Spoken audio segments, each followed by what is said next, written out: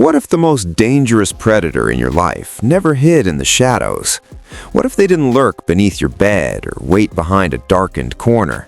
What if, and stay with me here, they were the one who handed you your medication every morning, the one who knew the 4-digit code to your panic room, the one who whispered goodnight while secretly counting down the hours?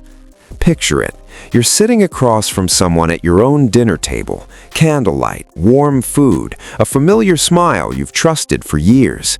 And behind those eyes, behind that rehearsed warmth, is a mind running cold calculations about exactly how much time you have left. Not days, hours. That is the suffocating, soul-destroying truth that federal investigators cannot shake as they claw through the wreckage of Nancy Guthrie's disappearance. And the deeper they dig, the darker it gets. Because this wasn't chaos, this wasn't desperation, this was art. Ruthless, premeditated, breathtaking art. The kind that makes you question whether the person sleeping one room away really knows you, or is simply waiting for the right moment. Welcome to the Catalina foothills of Arizona. But forget whatever postcard image just flashed through your mind. This isn't a neighborhood, it's a declaration, a monument to the idea that enough money can build a wall between you and everything that wants to destroy you. Towering stone perimeters, elite private security rotating in synchronized shifts like a military operation, facial recognition cameras that never blink, never sleep, never miss. This is a place where billionaires exhale, where the word safe actually means something. Billions of dollars, billions, poured into ensuring that the violence of the outside world stays exactly there, outside. But on the bone-cold night of January 31st, none of it mattered, because the threat didn't climb the walls, the threat didn't cut the fence wire or disable the outer perimeter. The threat lived inside them. An 84-year-old woman, a titan, a philanthropist, a force of nature, disappears without a trace from the center of what should have been an unbreakable fortress. Surveillance footage catches a masked figure moving through the estate with the casual, unhurried confidence of someone who belongs there. A $1 million cryptocurrency ransom appears from nowhere, and then, like smoke, the whole thing simply stops. No follow-up demands, no phone calls, no proof of life. Just silence so complete it feels like the world itself swallowed the answer whole.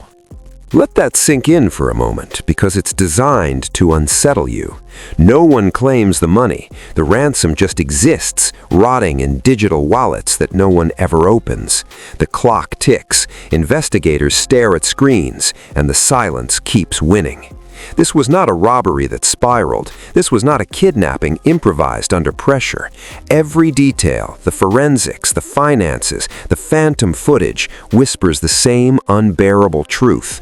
Someone engineered this. Someone sat down months in advance and built a trap so elegant it looks less like a crime and more like a magic trick. This is the story of Nancy Guthrie, and I need you to understand, by the time we reach the end, you won't just be disturbed by what happened to her, you'll be disturbed by who could have done it.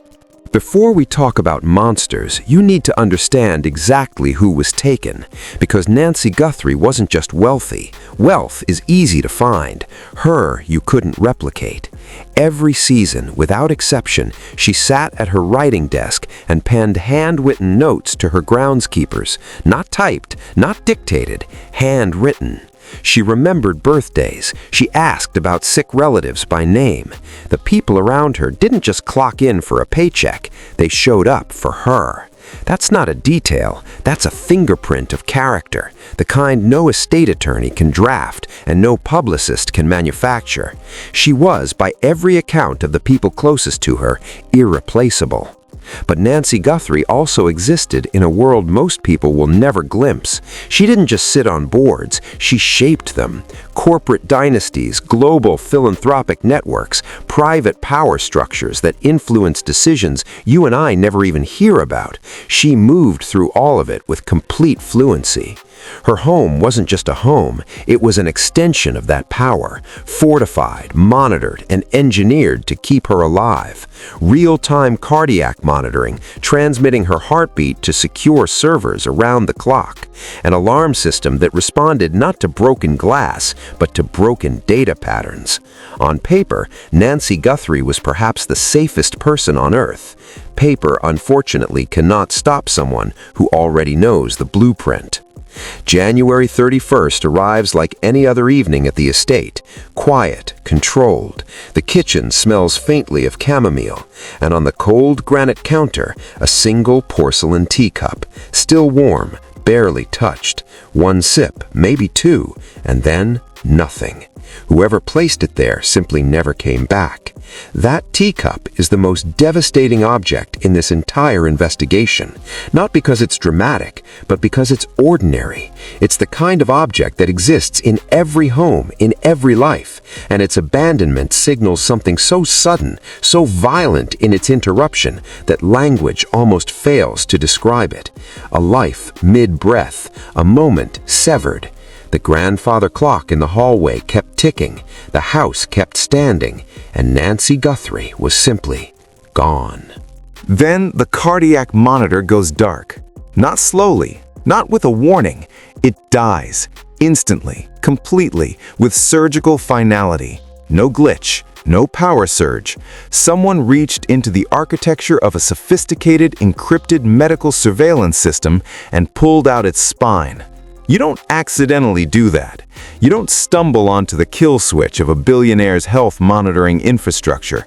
You study it, you map it, you rehearse the execution until it takes less than 30 seconds. And when the cameras capture the intruder moving through the estate moments later, masked, silent, deliberate, watch the body language. No urgency, no hesitation. Every step placed exactly where it needs to be. Investigators, veterans who have spent careers studying human behavior in moments of crisis, watched that footage and landed on one word: rehearsed. When a crime moves with that kind of internal rhythm, it isn't instinct, it's choreography. Choreography requires a choreographer, and choreographers know the stage intimately before opening night. The FBI arrives expecting devastation and instead finds something almost worse. Order. Controlled, deliberate, calculated order, interrupted by two pieces of evidence that refuse to behave. The first is the ransom, $1 million in cryptocurrency transmitted through channels specifically chosen for their invisibility. Digital currency leaves no paper trail, no bank record, no breathing witness. It should have been perfect, and yet not 1 cent moved. The wallets were created, the demand was delivered, and then the architect of all of it simply walked away from $1 million. Why? Because the money was never the point.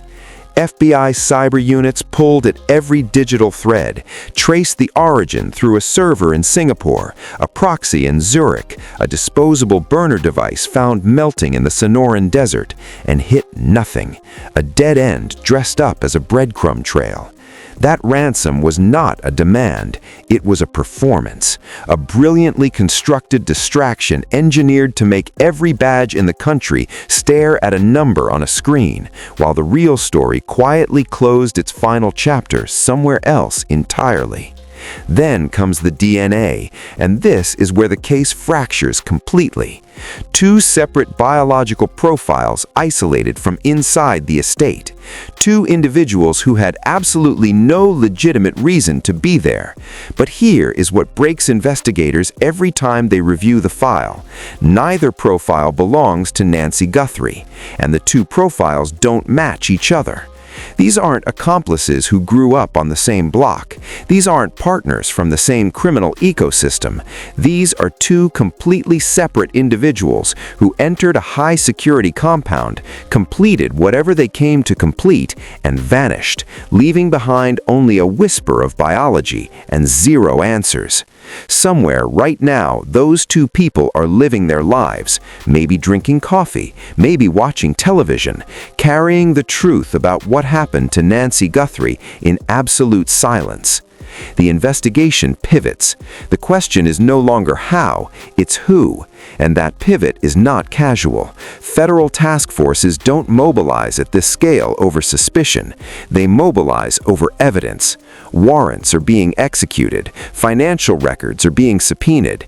People who smiled at cameras in the weeks following the disappearance are now sitting across from FBI agents who don't smile back.